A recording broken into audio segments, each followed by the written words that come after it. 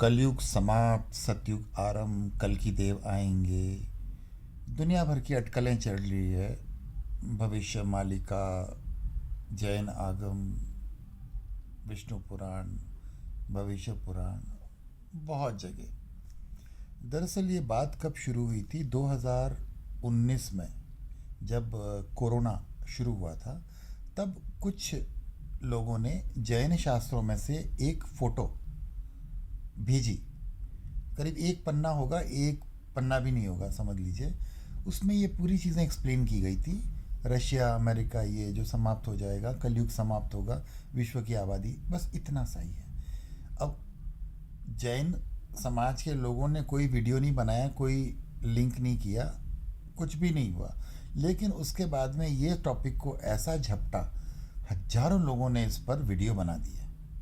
हजारों लोगों ने अपनी अपनी बुद्धि से जैसा जिसको समझ में आया वैसा उन्होंने क्या कि कल की भगवान आएंगे, ये आएगा, संभल गांव है। दरअसल एक चीज़ समझ में नहीं आती, हम कैसे बताऊं आपको, कि ये बहुत कुछ वैज्ञानिक होता है। ये संपूर्ण ब्रह्मांड एक शरीर की तरह है। जिसे हम कहते हैं ना, ब्रह्मांड के एक छोर से दूसरे छोर तक, जहाँ की तो कल्पना भी नहीं कर सकते, लेकिन जहाँ तक विज्ञान गया है, वहाँ अगर 14 करोड़ साल तक प्रकाश की गति से जाए तब जाके वहाँ कोई पहुँच सकता है, और उसके आगे पता नहीं और कितना है। तो हम पूरे ब्रह्मांड लोकाकाश का ज्ञान रखते हैं, तो हमारी आत्मा का विस्तार होता है, हम इतना सोच पाते हैं। तो सोच इतनी विस्तृत होती है, तो ही आप किसी चीज़ का विश्लेषण करने में सक्षम होते हैं। अब हम ये बताएं कि सतयुग, सतयुग का मतलब होता है कि प्योरिटी, एक्सट्रीम प्योरिटी। सतयुग के अंदर देवता और राक्षस। देवता का मतलब होता है डिवाइन पावर, डिवाइन का मतलब होता है दिव्यता से भरा हुआ, जिसमें सत्य, अहिंसा, करुणा, मैत्री, मतलब मानवता के सारे गुण, करुणा, वात्सल्य, परोपकार, क्षमा इत्यादि, ये एक प्लैनेट में रहते थे, धरती पे सारे। और राक्षस मतलब नेगेटिविटी दूसरे प्लैनेट में। देवासुर संग्राम हुआ था दो विभिन्न जगह, और ये युद्ध कैसा हुआ, क्या हुआ, उस पर हम बाद में चर्चा करेंगे, ना भी करते हैं चलो। उसके बाद में आता है त्रेता युग। त्रेता युग में होता है कि अब देवता और राक्षस, पॉजिटिव नेगेटिव, एक ही प्लैनेट में रहते हैं। जैसे कि राम और रावण, इस तरह की जितनी भी घटनाएं मिलेंगी, एक ही धरती पे अलग अलग जगह पे पाप और पुण्य दोनों चल रहा है। और उसके बाद में द्वापर युग आया था। द्वापर युग में आता है कि एक ही परिवार में होते हैं कृष्ण, कंस, रावण, और ये क्या बोलते हैं, राम, सॉरी, पांडव, कौरव, और ऐसे सारे के सारे एक ही परिवार में हुआ करते थे, एक ही समाज में होते थे, अच्छे बुरे। और कलयुग, ये अंतिम जो कहते हैं, इस वक्त क्या है कि प्रत्येक मनुष्य के भीतर एक ही शरीर में पाप और पुण्य दोनों रहता है, एक ही शरीर के अंदर। अब यहाँ पर कलयुग में कल्कि की बात आती है कि कल की भगवान आएंगे, ये आएंगे। तो उसके पहले थोड़ी बुद्धि लगा के हम ये सोच लें कि कली राक्षस तो आ चुके हैं। कलयुग के आरंभ में कली को वरदान मिला है, स्टोरी आप गूगल पे देख लो। कली तो आ चुके हैं, फिर वो हमें दिखे क्यों नहीं? जब कली राक्षस हमें कहीं नहीं दिखता है, तो कल की भी क्या दिखेंगे? ये क्या होता है कि ये इलेक्ट्रॉनिक मीडिया होता है। इलेक्ट्रॉनिक मीडिया की तरह जैसे होता है ना कि हमारा ब्रेन ब्रह्मांड से संचालित होता है, एक सुपर कॉन्शियस होता है ना, सारे के सारे ब्रेन को, कॉन्शियस को अपने कंट्रोल में रखता है।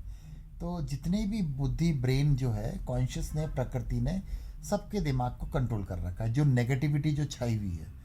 तो मैक्सिमम लोगों के दिमाग में पाप भरा हुआ है, और इतना भरा हुआ है कि उनको पुण्य समझ में नहीं आता। क्योंकि मांसाहारियों को बड़ा नॉर्मल लगता है कि हम मांस खाते, तो नॉर्मल है, भोजन है ये हमारा। ये मानवता की कंप्लीटली अगेंस्ट है, कंप्लीटली अगेंस्ट है। मनुष्य एक शाकाहारी, शाकाहारी से भी ऊपर की प्राणी है, कि शाकाहारी में तो कुदरत ने बांध रखा है उसको शाकाहार के लिए, कि वो शाकाहारी रहता है, और मांसाहारी मांसाहारी करता है। ये यहाँ पर शाकाहार की पराकाष्ठा को ऊपर जा चुका है, तो इसे इस बंधन से मुक्त किया है। अब इसे परमात्मा से मिलन के लिए उसको एक मानव यंत्र दिया गया है, ताकि इस मंत्र के द्वारा वो अपनी योग्यता से सुपर कॉन्शियस को प्राप्त करे, ब्रह्मांड के अंदर वो अपने आप को ले जा सकता है। इस जगत के क्लटर से बाहर निकल के सुपर कॉन्शियस में जा सकता है, अनंत कॉन्शियस में, ब्रह्मांड में विलीन हो सकता है। लेकिन मनुष्य के भीतर कली राक्षस में नेगेटिविटी ने भी कब्जा कर रखा है। तो अब वो क्या करता है कि शरीर तो मनुष्य का मिला है, लेकिन उसका वर्तन सारे मनुष्यों की तरह नहीं है, जानवरों की तरह। 84 लाख योनियों में भ्रमण किया है अनंत काल तक, तो सब कॉन्शियस में उसके सभी जीव होते हैं। और ब्रह्मलीन होने का तो कोई एक्सपीरियंस नहीं होता, क्योंकि तो वो कॉन्शियस कभी आता नहीं है। उसके लिए उत्तम साधना व्यक्ति करता है। साधना का मतलब है डेवलपमेंट, आविष्कार। बड़े बड़े वैज्ञानिक ने, अगर किसी ने बल्ब बनाया है तो उसके पहले कभी बल्ब था नहीं, लेकिन कई लोग कल्पना नहीं कर पाए, कुछ लोग कर पाए। तो यही एक विज्ञान है। अब यहाँ पे कल की आएंगे तो एक ये एटमॉस्फेयर होता है वर्ल्ड का, जैसे कि संपूर्ण ब्रह्मांड एक शरीर है। उस शरीर के अंदर जैसे हमारे ब्लड, कैल्शियम, मिनरल, सारी चीज़ें होती है, उसी तरह से संपूर्ण ब्रह्मांड में जितने भी जीव हैं जो शरीर धारण करके बैठे हैं कॉन्शियस के साथ में, ये शरीर का एक अंग है जो ब्रह्मांड को संचालित करते हैं। इन सब के ब्रेन एक सॉफ्टवेयर की तरह है, जैसे चींटी का है, मधुमक्खी का। कोई भी कम ज़्यादा हो गया तो मामला बिगड़ जाता है। जैसे हमें शुगर ज़्यादा हो गया तो बीमारी हो जाएगी, हार्ट बीमारी है, सब चीज़ें हैं। आपका लेवल उसको नॉर्मल करो या फिर मर जाओ। धरती में क्या है कि अब संक्रमण इतना बढ़ गया है कि मनुष्य की प्रजाति जैसे चींटी है, मधुमक्खी है, सबकी एक सीमित दायरा होता है। और मनुष्यों की आबादी पूरे धरती के लिए 70 करोड़, कोई आंकलन तो फिक्स बताते हैं, लेकिन मैं फिक्स नहीं लेता हूँ कि 70, जैसा अगर कोई कहता है 70 करोड़, तो 70 का 80 भी हो सकता है, 60 भी हो सकता है। तो 70-80 करोड़ के भीतर मनुष्य पूरी धरती पे होने चाहिए, जिनका ब्रेन आपका एक्टिव संचालन करता है। लेकिन आज 800 करोड़ से करीब ज़्यादा है। तो जब इतने ज़्यादा ब्रेन कॉन्शियस हो और उसमें कॉन्शियस फिर खराब हुआ हुआ है, तो ये शरीर तो मनुष्य का है लेकिन बिहेवियर्स एनिमल का है। तो this is the reason why people behaving like animals, और उनको पता भी नहीं है और वो उसी में खुश है। और अब जो ऑरा चेंज होता है कि धरती का स्वास्थ्य इतना बिगड़ गया है कि धरती अपने आप को रिफॉर्म करती है। ये जो कॉन्शियस पूरे ब्रह्मांड में अनंत कॉन्शियस बहुत सिस्टमेटिक तरीके से चलता है। आपने देखा होगा सूर्य, चंद्र, सारे ग्रह, नक्षत्र बिल्कुल रूल्स एंड रेगुलेशंस, डिसिप्लिन हर तरह से चलते हैं, कोई भटकता नहीं है। तो उसी तरह से सुपर कॉन्शियस जो है, अब धरती का स्वास्थ्य जब ये बिगड़ रहा है, ब्रह्मांड का पूरा सिस्टम हिल रहा है, तो अपने आप को रिफॉर्म करता है। और रिफॉर्म करने के लिए क्या होता है कि अब जैसे कहते हैं कल की, जैसे सिम्बॉयलिक हम कोई चीज़ को करते हैं जो सिम्बॉयलिक मैसेजेस होते हैं कि कल की भगवान आएंगे देवदत्त नामक घोड़े पर बैठकर। कल्कि का मतलब होता है, कली जो होता है नेगेटिव जो कहा गया, कल्कि को ब्रेक करने वाला सॉफ्टवेयर कल्कि, जो कल्कि को जो डिफ्यूज़ कर सकता है, ऐसा एंटीवायरस है जो इस कल्कि को डिस्ट्रॉय कर देगा। तो उसको डेवलप होने में 4-5 हज़ार 6 हज़ार साल लगे। अब लगने के बाद में भी एक्शन तब होगा जब ये सॉफ्टवेयर जो वायरस है करेक्ट करेगा, तब काम में लेंगे।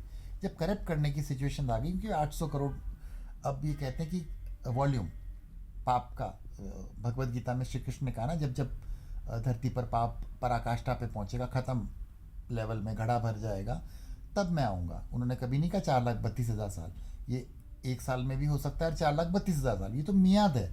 टॉक टाइम होता है ना मोबाइल का, 30 दिन का टॉक टाइम भराया, आपने एक दिन में ही फ़ोन करके सारे ख़त्म कर दिए तो फिर वो 30 दिन नहीं चलता। तो ये सुपर कॉन्शियस कल की सुपर सॉफ्टवेयर वो आएगा, देवदत्त नाम के घोड़े पर बैठ के आएगा। देवदत्त का मतलब, देवदत्त मतलब डिवाइन पावर, डिवाइन, सब पॉजिटिव और डिवाइन, जिसको आप शुद्ध बोल सकते हैं। घोड़ा क्या होता है? मन। सबके मन को संचालित करेंगे पूरे धरती पे, सब के सब पॉजिटिव सॉफ्टवेयर से डेवलप करेंगे। और जिनके अंदर का डीएनए ब्रेक हो चुका है, अब जो मांस खाता है, सपोज मेरा कॉन्शियस लेवल है मनुष्य का 100 बोल सकते हैं, और जैसे कि बकरी, मुर्गी, इनका कॉन्शियस लेवल 2, 3, 4, 5 होता है। अब हमने उनका मांस खाया तो हमारा डीएनए का लेवल कितना नीचे जाएगा। अगर आप 100 + 10 मिलाकर एवरेज करोगे तो 55 हो गया, आपका 100 का 55 हो गया। फिर बाद में वापस थोड़ा सा डेवलप होकर 75 आता है। उसके बाद फिर आपने कंटिन्यू पीढ़ी दर पीढ़ी खाते हो तो आपका कॉन्शियस लेवल आज जानवरों से नीचे आ गया है। जो जानवरों पे भी अत्याचार करता है तो वो जानवर से भी बदतर होता है। जानवरों के लिए मनुष्य का कर्तव्य है संपूर्ण प्रकृति और पर्यावरण का रक्षण, पोषण और उसका संभालना किया जाता है। लेकिन मनुष्य क्या करता है? इसका शोषण और दोहन कर रहा है। तो ये क्या हुआ? राक्षस। तो ये राक्षस तो वध करने लायक है। जिनका जो कॉन्शियस मर गया है वो तो वैसे ही मरा हुआ है, उनको मारना में पाप नहीं होता। प्रकृति निर्दोष होती है, तो प्रकृति जब एक्सट्रीम पे जाती है कोई चीज़ पराकाष्ठा पे, तो उसका विनाश कर देती है। तो ये आज भी हो सकता है, कल भी हो सकता है, लाइक एक्सट्रीम पे आके जिस दिन हो जाता है। अब लोग कहते हैं कि 2024 में होगा, 28 में होगा, 32 में होगा, तो इसको हम नहीं कर सकते। ज्योतिष आकलन के हिसाब से सब चीज़ें परफेक्ट बैठती है, लेकिन हमें इस पर चिंतन नहीं करना चाहिए। हमें ये देखना है कि हमारा ड्यूटी रिस्पॉन्सिबिलिटीज़ क्या है, हम अपने कॉन्शियस को सुपर की ओर लेके जाएं। हमारा इतना ही ध्यान है। और हम तो जिस दिन मरते हैं उस दिन हमारा युग समाप्त हो जाता है। तो हमें क्या मतलब है कि कलयुग कब समाप्त होगा, ये होगा, अगर होता है तो हमें उससे क्या लेना देना। हमें तो हमारे पॉजिटिविटी से लेना देना है ना। अगर 5,000 साल बाद धरती कैसी होगी और उससे हमको कुछ नहीं लेना देना है।